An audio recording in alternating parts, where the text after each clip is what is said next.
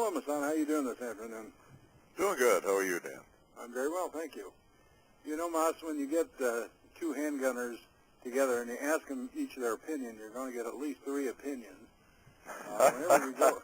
Whenever we go ahead and title a book something like Massad Ayoob's Greatest Handguns of the World, we're going to get a lot of people wondering about why you chose the guns you did to put in the book. And I was wondering, you know, when you were going through your list in your head of the greatest handguns in the world, what were your criteria there for choosing these individual guns?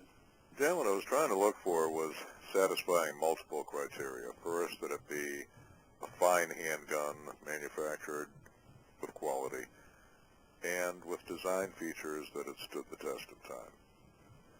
Second, I was looking for something that had influenced its field, something that was, so dramatically desirable when it was introduced that others copied it and helped the design become widespread.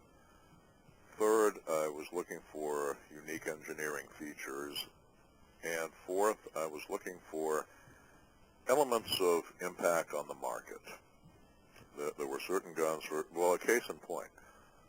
There's a chapter on the Smith & Wesson Model 27, which, of course, was the first .357 Magnum and started that whole genre and created one of the most popular cartridges to date. And it was obvious that that gun would be in the book. But there's also a chapter on the Smith & Wesson Highway Patrolman. And I expect that will raise some eyebrows because introduced in the mid-1950s, the Highway Patrolman was sort of a stripped-down, plain Jane version of the Model 27 and became the Model 28, the Model 28 in 1957 when Smith & Wesson went to their numerical gun designations.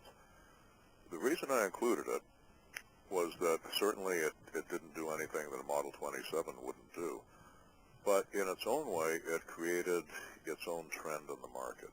It was really the first approach to making an economy gun, not from scratch with cheaper materials, but taking a high-quality gun, stripping all the bells and whistles off it, and taking it right down to the core of its pure performance and offering it at a much more affordable price that would allow it to be purchased by a great many more people. And the point that I made there is that today, if you own a Remington 870 Express, for example, you're benefiting from the legacy of the Highway Patrolman because it's exactly the same thing. It's the high-class, relatively expensive, high-performance gun, but stripped down with a very plain, unimpressive finish and very plain, unimpressive wood, and giving you the performance without the style and the flash and the dash. It's giving you all the steak and none of the sizzle. Well, you know, that's interesting because about the same time as the Model 27 and 28 were coming out, Colt was doing something similar with his Python, and they had the version of that called the .357 Magnum, which was the same lockwork as the Python, basically, but it didn't have the barrel shroud and the ramp sight, and wasn't finished quite as well. But it's interesting, the Colt double-action line has died out altogether, and the Smith & Wesson end frame, in this case, just keeps going and going and going. Why do you suppose that is?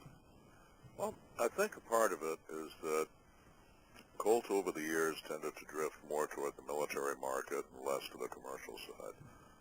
One point you'll see in this book, because when you look at the greatest handguns, you're going to be looking at a lot of Colts and a lot of Smith & Wessons.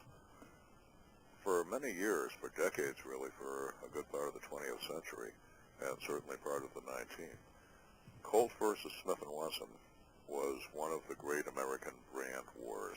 It was, in its way, it was comparable to Coke versus Pepsi or Chevrolet versus Ford. And you saw the market balance, let's say, in law enforcement teetering back and forth. Colt, toward the second half of the 20th century, particularly when the orders started coming in for the M16s, tended to put more of its eggs in the military basket and sort of gave up on the police market, and gave the armed citizens and the gun enthusiasts in the private sector a very strong sense that they were not high on the Colt factory's list of priorities.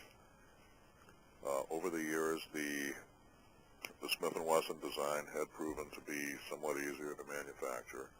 The Colt double action was a significantly more complicated gun. Even in mid-20th century, there were relatively few people who could do custom gunsmithing on a Colt revolver, and everybody and his brother was a graduate of the Smith & Wesson Armorers School.